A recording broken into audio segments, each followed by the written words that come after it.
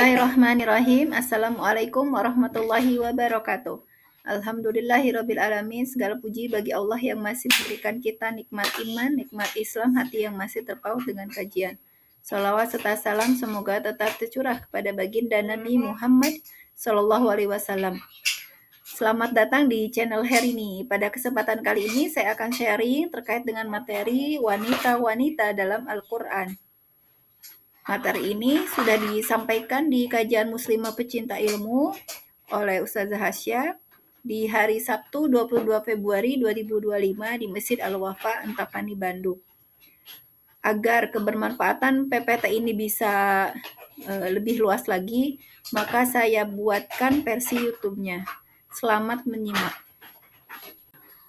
Sebagai muslimah, kita hendaknya bisa belajar dari kisah-kisah yang Allah sampaikan di dalam Al-Quran, terutama bagaimana potret wanita-wanita dalam Al-Quran, agar menjadi pelajaran bagi kita hari ini dan bisa mengambil teladan darinya. Wanita diibaratkan sebagai benih. Jika baik wanitanya, baiklah generasinya. Maka untuk menjadi wanita terbaik, para muslimah harus dipandu oleh Al-Quran, seperti pada zaman Rasulullah, yaitu dengan cara mentadaburi Al-Quran, karena dengan tadabur inilah kita dapat memperoleh petunjuk. Jadi, betapa pentingnya wanita itu sebagai tiangnya negara. Kalau sholat itu adalah tiang agama, wanita itu adalah tiang negara. Baik buruknya kualitas wanita akan menentukan kualitas negaranya tadi, kualitas generasi yang lahir dari rahimnya. Apakah menjadi generasi yang bertakwa kepada Allah sebagai buah dari ketakwaan para muslimahnya, atau menjadi generasi yang lalai, yang jangankan untuk memimpin negaranya, untuk menjadi negeri yang penuh barokah, untuk memimpin dirinya sendiri, kalau generasi lalai, yaitu akan berpeluang melakukan dosa kemaksiatan. Jadi ini sangat urgent sekali gitu, bagaimana seorang wanita itu harus dipandu dalam aktivitasnya, itu dipandu oleh Al-Quran, sesuai dengan tuntunan yang disampaikan oleh Rasulullah. Caranya, dekat-dekatlah para wanita, para muslimah hari ini untuk senantiasa mentadaburi, belajar dari kisah-kisah di Al-Quran, belajar dari setiap ayat-ayat yang Allah sampaikan di Al-Quran. Insya Allah, jika itu dilakukan, maka kita yang diibaratkan Allah sebagai benih generasi itu akan tergolong menjadi wanita yang amanah di sisi Allah. Setidaknya ada 3 hal penting yang terkait kisah di dalam Al-Quran sebagai mindset bagi kita, para muslimah. Yang pertama, kita harus meyakini bahwasanya apa yang disampaikan di dalam Al-Quran itu adalah kisah nyata. Kisah dalam Al-Quran adalah kisah nyata, meski nama tokoh tidak selalu disebutkan. Kalau kita percaya bahwasanya Al-Quran itu adalah firman Allah, bukan buatan Nabi Muhammad atau buatan manusia yang lainnya, maka seharusnya kita mengimani apa-apa yang ada di dalam Al-Quran sepenuh hati. Jadi salah satunya itu adalah ketika Allah sampaikan berbagai kisah di dalam Al-Quran, kita harus meyakininya bahwa itu tuh memang terjadi, menjadi satu fakta gitu, yang bisa diambil ibrah pelajaran bagi kita. Yang kedua, posisikan kisah dalam Al-Quran itu sebagai petunjuk, bukan sekedar hiburan, bukan sekedar dongeng pengantar tidur.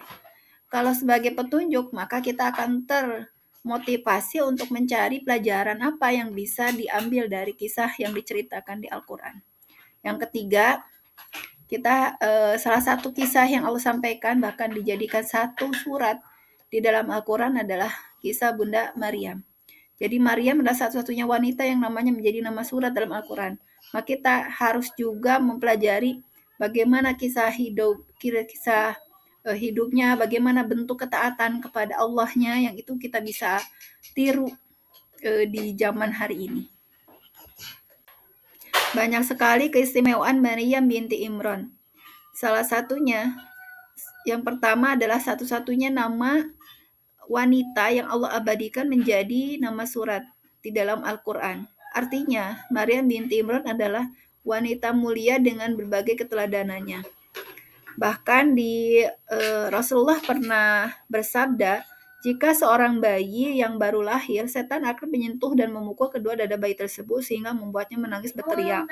Itu pada umumnya, namun tidak berlaku pada Bunda Maryam. Jadi Rasulullah SAW bersabda, setiap manusia yang terlahir pasti akan disentuh oleh setan dengan jarinya, kecuali Maryam binti Imran dan anaknya Isa. Hadis riwayat Ahmad dalam Musnad Ahmad. Jadi Masya Allah, Allah sudah lindungi Maryam ini sejak bayi. Kemudian di dalam Quran Surat Al-Imran ayat 37, Allah pun menyampaikan, maka dia, Allah menerimanya dengan penerimaan yang baik, membesarkannya dengan pertumbuhan yang baik, dan menyerahkan pemeliharaannya kepada Zakaria. Jadi Maryam ini diasuh oleh seorang Nabi Zakaria, di mana luar biasa gitu. Kalau sudah diasuh oleh Nabi berarti hasil didikannya juga hasil didikannya adalah hasil didikan orang-orang yang bertakwa. Masya Allah. Kemudian yang berikutnya.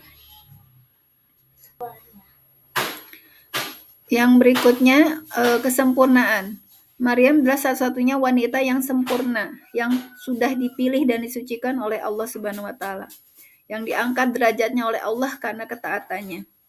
Dan Maryam ini adalah menjadi manusia kedua yang paling banyak berbicara dengan malaikat setelah Nabi Muhammad. Dan merupakan ibunda Nabi Isa Al-Masih.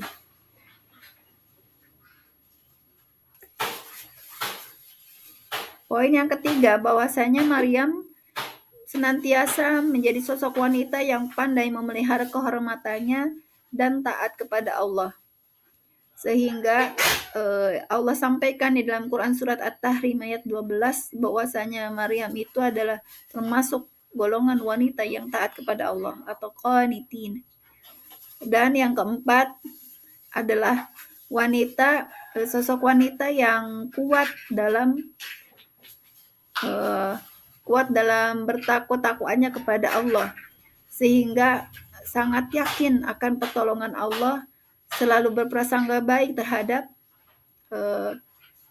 Allah, dan yaitu diabadikan di dalam Quran Surat At-Tahrim ayat 12 di dalam kalimat wa kanat minal qanitin. Nah, itu disampaikan lebih lengkapnya di dalam Quran Surat Maryam dan di dalam Quran Surat Al-Imran. Teman-teman bisa baca lebih lengkapnya di sana, betapa banyak keteladanan yang bisa diambil. Dan beliau, Maryam ini adalah sebagai wanita yang memiliki simbol ketakwaan, kesabaran, dan keikhlasan, serta keteladanan dalam bagaimana mendidik anaknya. Pengajaran di dalam Al-Quran ada di dalam kisah di Al-Qasas ayat 23. A'udzu billahi minasyaitonir rajim. Bismillahirrahmanirrahim. Walamma warada ma'a madyana wajada alaihi ummatan minan nasi yasquna wa wajada min dunihim imra'ataini tazudan qala ma khatbukuma qalata la nasqi hatta yusdira ar-ri'a'u wa abuna syaikhun kabir. Ketika sampai di sumber air negeri Madian, dia menjumpai di sana sekumpulan orang yang sedang memberi minum ternaknya. Dan dia menjumpai di belakang mereka ada 2 orang perempuan sedang menghalau ternaknya dari sumber air. Dia, Musa, berkata, "Apa maksudmu berbuat begitu?" Kedua perempuan itu menjawab, "Kami tidak dapat memberi minum ternak kami sebelum para pengembala itu memulangkan ternaknya. Sedangkan ayah kami adalah orang tua yang telah lanjut usia." Di dalam Quran Surat Al-Qasas ayat 23, Allah sampaikan kisah Nabi Musa yang sedang berjalan dan sampai di sumber air negeri Madian. Jadi posisinya saat itu, Nabi Musa melihat ada sekumpulan para penggembala laki-laki yang sedang memberi minum ternaknya di telaga. Namun ada 2 orang perempuan yang ada di belakang para pengembala laki-laki tadi gitu, di belakang ternak-ternak yang lagi pada minum itu. Malah 2 perempuan itu menghalau ternaknya untuk tidak mendekati sumber air. Akhirnya Nabi Musa pun heran dan bertanya kepada kedua wanita tadi, "Apa maksudmu berbuat begitu?" Maka kedua perempuan tadi menjawab, "Kami tidak dapat memberi minum ternak kami sebelum para penggembala laki-laki itu memulangkan ternaknya." Artinya, di sini tuh tidak mau berdesak-desakan karena merasa ya tidak baik gitu berdesak-desakan dengan laki-laki hanya demi agar ternaknya itu ikutan minum juga. Jadi lebih memilih menunggu dulu para penggembala yang laki-laki tadi pada pulang, barulah ternaknya bergiliran minum di telaga tadi. Sedangkan ayah kami adalah orang tua yang lebih lanjut usia. Artinya, karena orang tuanya telah lanjut usia, maka 2 wanita ini terpaksa harus bekerja, menggembala domba-dombanya, dan memang posisinya kedua wanita tadi tidak punya mahram laki-laki, jadi terpaksa memang harus bekerja. Maka dari ayat ini, Quran Surat Al-Qasas ayat 23, ada fikih yang ada fikih di mana berkaitan dengan mahram. Dan jumlah wanita pengembala itu ada 2 orang. Nah, ini berkaitan dengan mahram. Kemudian ada hukum juga di situ. Kalimat ayah kami seorang yang lanjut usia berkaitan dengan hukum bekerja untuk wanita. Jadi kalau itu hukumnya mubah, hukumnya boleh. Boleh untuk bekerja bagi wanita untuk membantu perekonomian keluarga manakala memang yang menjadi penanggung jawab yaitu ayah itu tidak berdaya karena usianya yang sudah tidak mampu untuk lagi bekerja lanjut usia. Jadi ini juga bisa diaplikasikan hari ini. Karena bisa jadi ada para ayah yang sudah sepuh, sudah sakit-sakitan, sehingga anak-anak yang perempuan terus nggak punya saudara laki-laki. Jadi anak-anak perempuannya harus menjadi tulang punggung keluarga itu mungkin terjadi dan Allah menyampaikan bahwa ini mubah, boleh. Sebetulnya banyak sekali wanita-wanita yang dikisahkan di dalam Al-Quran. Setidaknya jika dikumpulkan kurang lebih ada 30 kisah wanita di dalam Al-Quran. Luar biasa banyak sekali ya. Yang pertama itu adalah Hawa, istri Nabi Adam yang pertama. Kemudian yang kedua istri Nabi Nuh yang bernama Waligoh dalam Quran Surat At-Tahrim 10. Kemudian istri Nabi Lut, Waliha.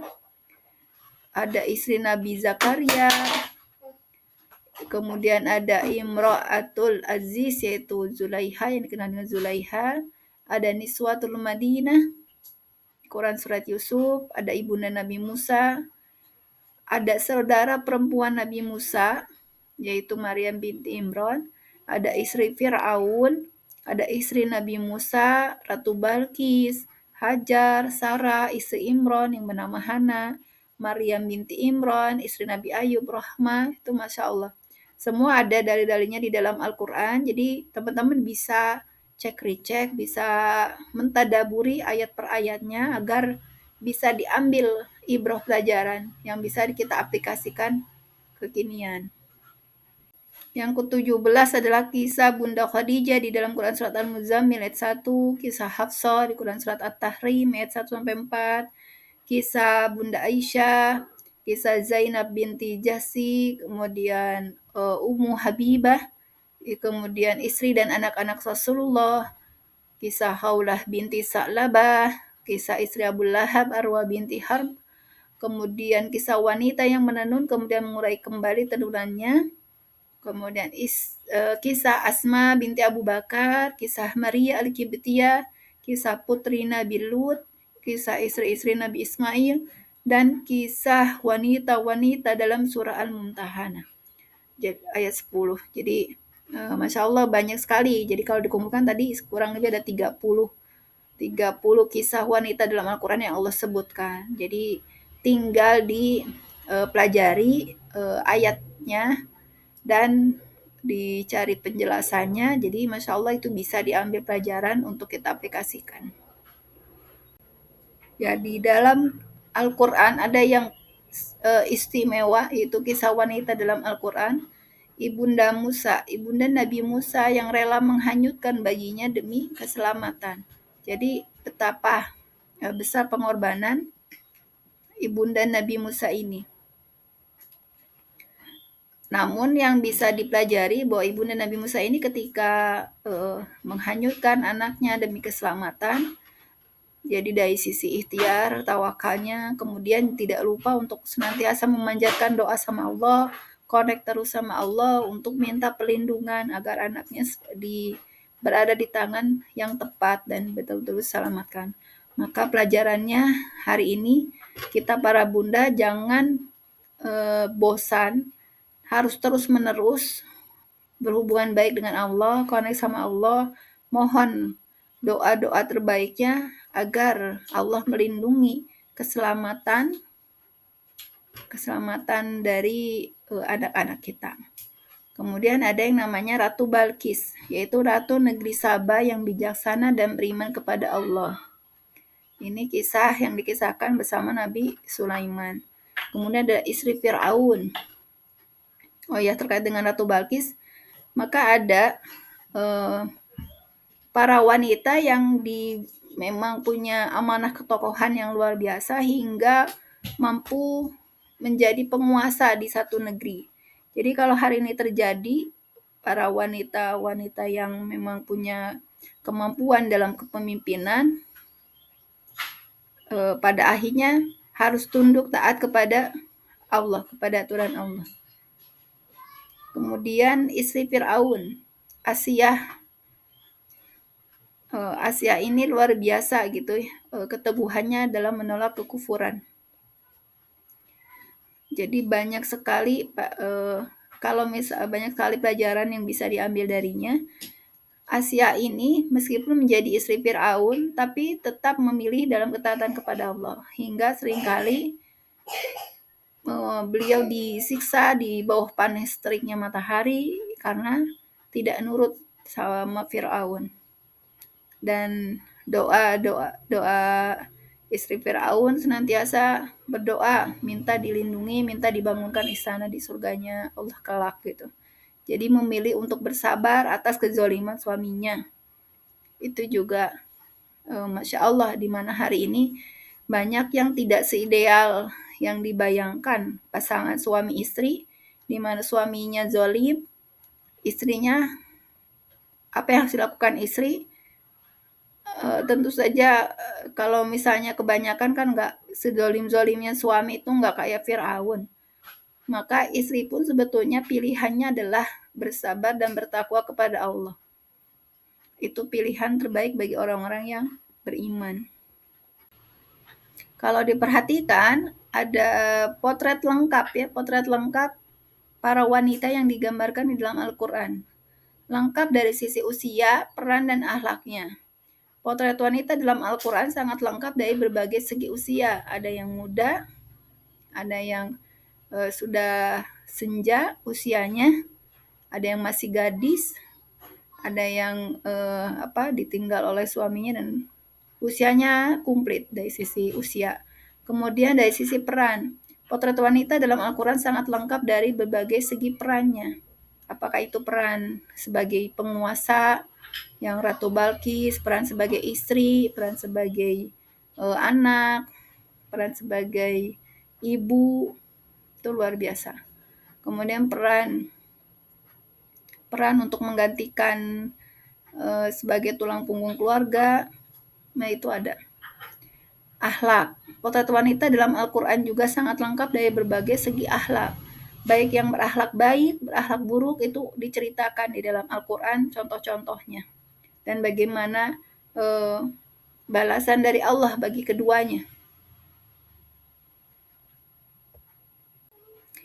Selain tadi ya ada wanita-wanita yang solehah yang terabadikan sepanjang zaman kebaikannya, maka ada juga wanita berakhlak buruk yang Allah jadikan sebagai peringatan bagi umat setelahnya.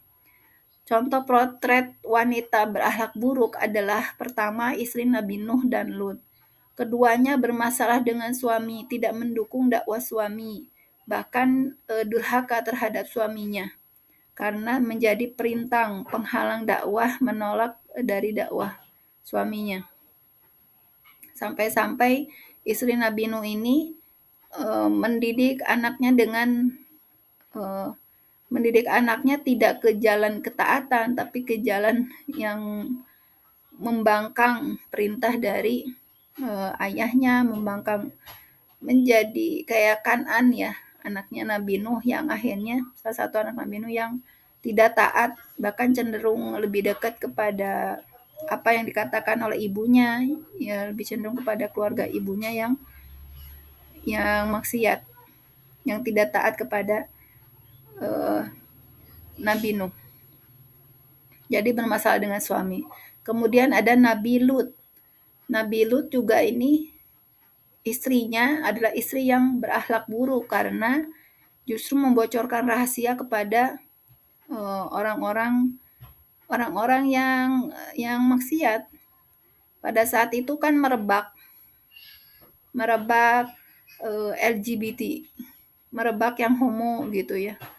Nah, sedangkan waktu itu ada tamunya Nabi Lut, malaikat yang berwujud laki-laki dan yang membocorkan bahwa ada tamunya Nabi Lut yang tampan itu adalah istrinya sendiri.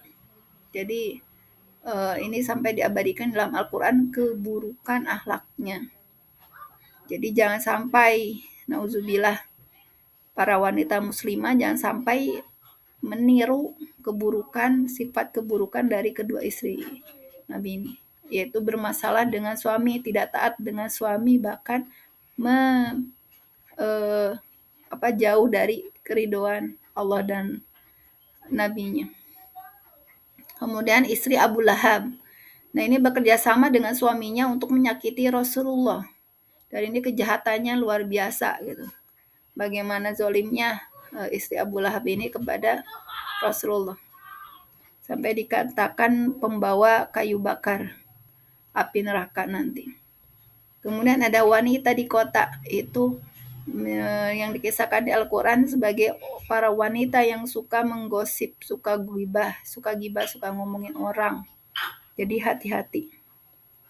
Kemudian yang keempat, ada kisah wanita penggoda Nabi Yusuf.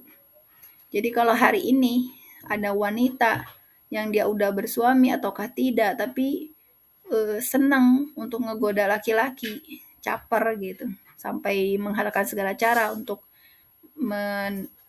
merebut suami orang kah, pelakor ya. Nah, itu berarti sama nih kisahnya dengan zaman dulu ya, yang merupakan para wanita yang berakhlak buruk. Jadi nauzubillah, jauh-jauhlah dari sifat-sifat wanita-wanita yang buruk ini. Dan wanita mulia dalam Al-Quran, dia menjalankan fungsinya dalam 4 fungsi. Pertama, pada saat dia menjadi istri, maka dia menjadi istri yang qanitat dan hafizat. Di dalam Quran Surat An-Nisa ayat 34, menjadi istri yang taat kepada Allah, qanitat, yang ketika suami ada di dalam rumah, maka istrinya taat kepada suami karena Allah, melayani suami karena Allah. Kemudian ketika suaminya pergi, maka dia mampu bersikap hafizat, menjaga diri, kehormatan keluarga, itu menjaga kesucian diri, kehormatan, harta suami dan sebagainya, menjadi hafizat. Kemudian menjadi istri yang menenangkan keadaan suami, yang membawa sifat sakinah. Kemudian sebagai ibu, maka dia menjadi ibu pendidik generasi terbaik, ibu pendidik yang menanamkan benih ketakwaan kepada anak-anaknya. Kemudian yang ketiga, peran dia sebagai anak, maka menjadi anak yang taat kepada kedua orang tuanya, yang bakti kepada kedua orang tuanya. Yang keempat, menjalankan peran sosial dengan melakukan amal ma'ruf nahi mungkar di tengah-tengah masyarakat. Jadi luar biasa. Wanita mulia dalam Al-Quran berarti yang bisa menjalankan keempat fungsi ini dengan seoptimal mungkin lillahi ta'ala karena Allah dan bersungguh-sungguh untuk menjalankannya di bawah panduan wahyu Al-Quran dan hadis. Itu Masya Allah. Maka setidaknya ada 3 pesan dari kisah wanita dalam Al-Quran. Pertama, menjadi teladan yang baik, mencontoh wanita yang taat dan berakhlak mulia. Yang kedua, menjadi peringatan. Hindarilah sifat-sifat buruk yang Allah contohkan di dalam wanita yang di dalam Al-Quran, menjadi peringatan agar kita jangan meniru sifat-sifat buruk tadi. Yang ketiga, inspirasi. Menjadi wanita yang mampu menjadi motor kebaikan bagi sesama. Menjadi energi kebangkitan bagi masyarakat dan umat. Hingga posisi wanita sebagai tiang negara adalah tiang negara yang kokoh. Yang menjadi pilar peradaban. Itu luar biasa. Jazakumullah khairan katsiran kepada yang sudah menyimak hingga akhir. Semoga PPT-nya bermanfaat, tayangan ini bermanfaat. Jangan lupa like, comment, subscribe, dan share. Sekian yang bisa disampaikan. Mohon maaf atas segala kekurangan. Subhanaka Allahumma wa bihamdika asyhadu an la ilaha illa anta astaghfiruka wa atubu ilaik. Wassalamualaikum warahmatullahi wabarakatuh.